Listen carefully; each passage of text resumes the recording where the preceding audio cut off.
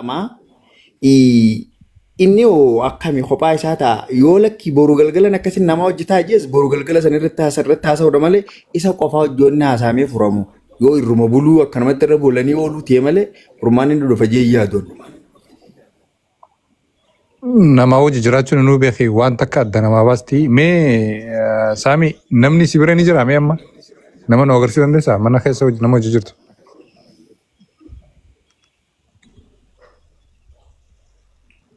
Sami miti kabda baafad miti rakas. Ni jira namni na bira ni jira. Me no agarsiisi kamera no agarsiisu dandeessaa nama si bira jiru. Kanaafuu immoo guyyaa sana na bira jiru ammoo amma jamootanaan namuma si bira jiru akka guyyaa saniif osoo hin ta'in namuma hojii jirtu ammoo. Abbuma fedhe haa ta'u rakkoon qabu. Kunaa ustaaza wajjin jira. Ustaaza jirta noo maashaallah mee nu dubbisiisuu ni dubbisnaa ustaaza jiran. السلام عليكم. وعليكم السلام ورحمة الله وبركاته. أستاذ. نعم. نجاح يلا. أي الحمد لله. قال الحمد لله أستاذ إيجاتي أستاذة تاتيمي ما شاء الله سيا منا. قافي سيقاف النقطة نامي دبين مجان كن جو كن مي هاجم تكرر على مي نويبسي. زريلا. ليس من ما ربي تبيها. هاسا وجرّه ولت أسرع عسى خيسانس باجي دقي فجأة توري خيسان لما نيل دقي فتان توري حقيقة رتي وانتني نسرتي لالو وانتني نسرتي أركاجر وحقيقة لما اسم دوغادا وهم جاللو مالي فدوما جاللا تنمسري دا تنمو دوغادا سنين رتي أركو دتجران اللي نما إرجين بردو بيقويا لما خيسوم مالا gara biraan deemaa jira kana harargeedha. Hanga bira bula kana idaas sa'aatii 9 walakkaatti rafnee hagam amma sarara sangammaan tanaatti kaatiraallee isaanuma wajjin abbaan namni nama biraa rakkate hirrinni nama dhufu sababa ta'eef isaanuma wajjin kaatiraawaa jirra nutis. Hanqana mul'atetti waan ati na gaafatterraa dubbiidhuma dhugaatiin irratti harkuudhatti jirra malee waan sobaa takkataniin as keessatti natti mul'ate waan shakku hin qabu akka dhala Oromoo tokko. Aye bareedaadha. Ati fi keessummaa nagaa bira dhuftee guyyaa akka yeroo gabaabduu nutti himuu jirta. Maalummaa isaatii fi gad fageenya kana beekuu hin dandeessu jee yaada. Waan haga amma irraa hubattee nu himtee galatoomi. Mee gaaffii biraa yoo qabaatan isinillee takkitti mee Zaakir takkitti mee maal si fakkaate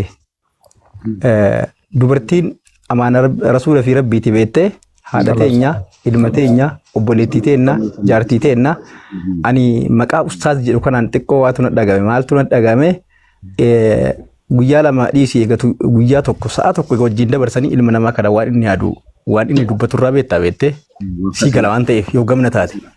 Kanaafi anam ustaaziin gaaffii nan gaafatu barbaade wanneen sitti mi kun sitti dhagamu maaliifi mucaa kana akka midhamuun barbaannu jenneerra isileen akka midhamtuun barbaannu dubartiin obboleettii haadhaa ilmaa jaartii waa 9 qabdi beeki amaana rabbiitillee ija kanaafi amma shakkiin guddaan nu qabnuu fi isiin qabdullee akka achi ilaalee argutti akka yaada kiyyaatti beeki.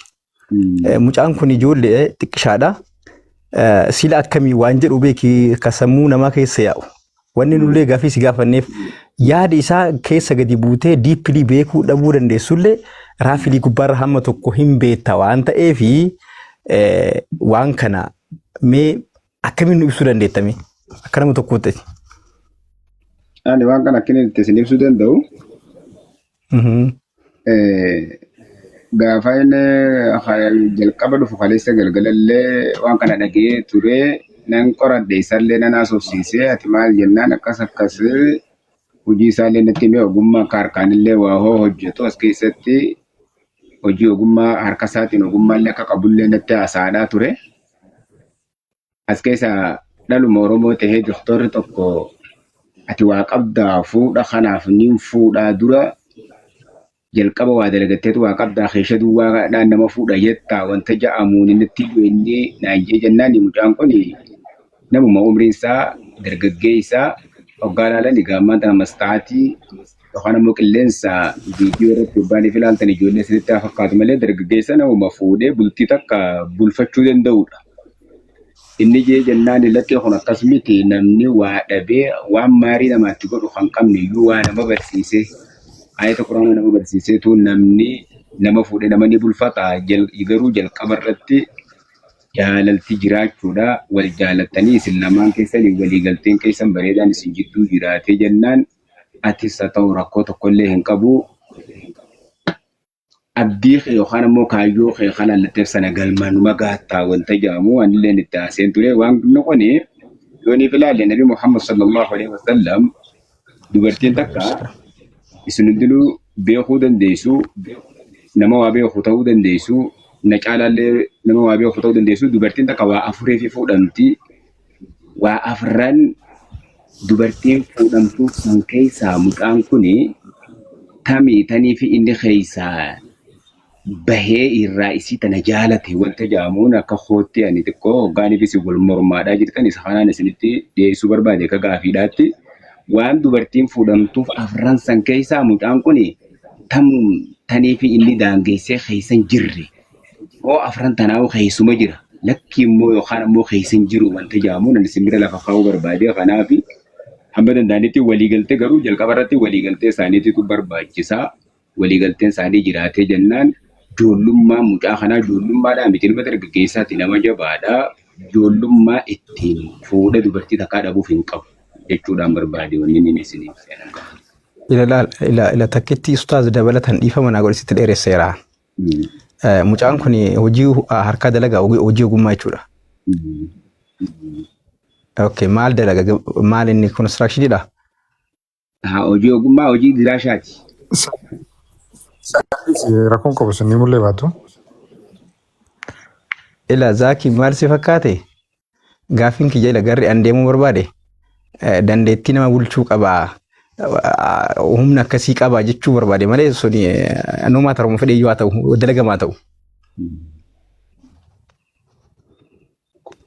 Sirriidha.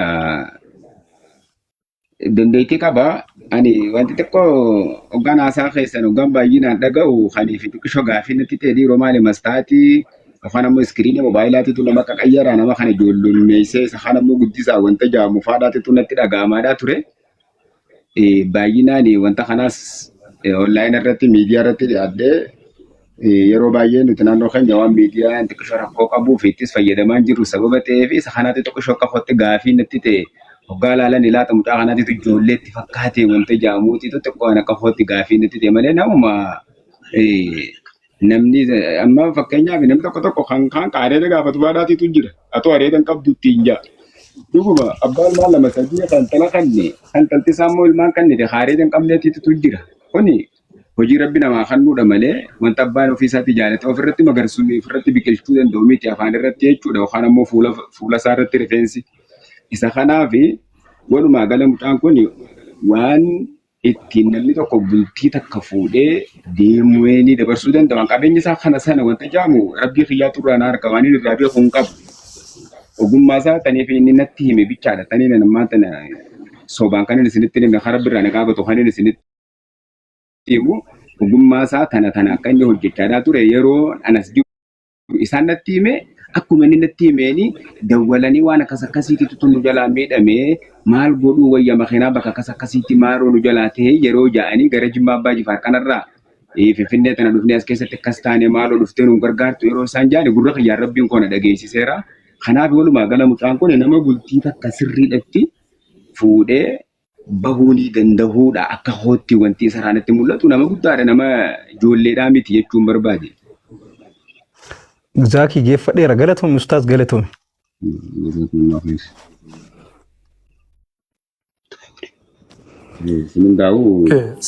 Yamee ni jira wanni ijoo barbaadu. Magaalaa haasaa jirtu. Isin hundaa'u rabbi isin haa milkeessu.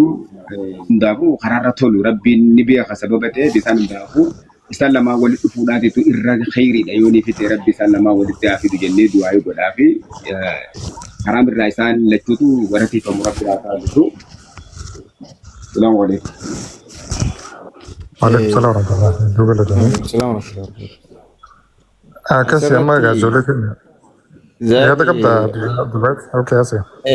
Ana asirratti amma honiiraa tanaas isillee na beeku bakka nan gata kan hin beeka. Biyya nama rakkoo hedduus dabarsee beeku isiin tullaal. Nama rakkoo hedduus dabarsee beeku, nama balloos beeku.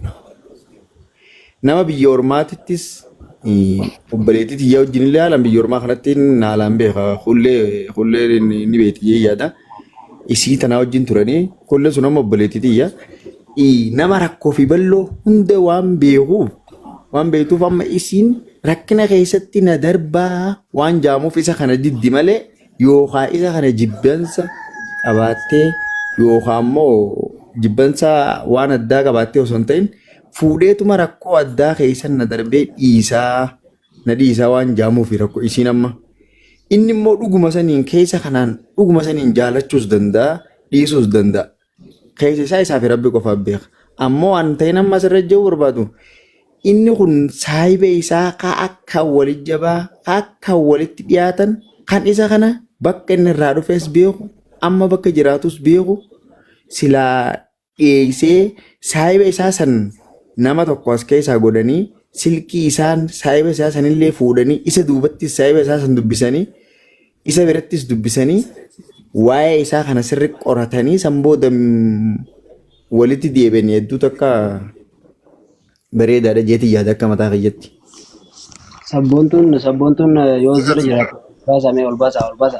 Obboleessa isiiti saayimna ta'e cimaanii isiin ammoo ganamaa fi galgala dawwaltee nu baafatti Ameerikaa kana jirti. Sabboontiin ijoollee warri mooditar qabdan ol baasaadhaa fi wanni ati jette Abdulwaayit waan sirriidha beektaa? Abdullahi Jaame waan sirriidha immoo wanni kun walumaa galattu waan ammatti ta'uu deemu miti. Dirqama taayimii fudhachuu qaba, yeroo fudhachuu qaba. So atis wanni ati jette sirriidha. Muniiraan amma mucaa kana jibbiteetiin kan illee beekaa akka wanni ijoolletti mucaa kana booda rakkinni nuti uumamaa wayi wal fuuna dhiisaa yaada jiru malee jibbiteetiin miti. Nullee wanni shakkinee wanni sodaanna kana nulleen qabadhu hunduma keenya. Muniiraan nama sooshaal miidiyaati. Jechuun nutis nama dirqama waa'ee ishii itti yaaduu qabna. Booda rakkinni wayii dhufaadha amma wanni nuti yaadne jechuun mucaa kana ishii fuudhuu nuti illee jibbineeti miti. Durillee ni jirti akkatti ijoollee daa'imni namni xiqqaan nama isa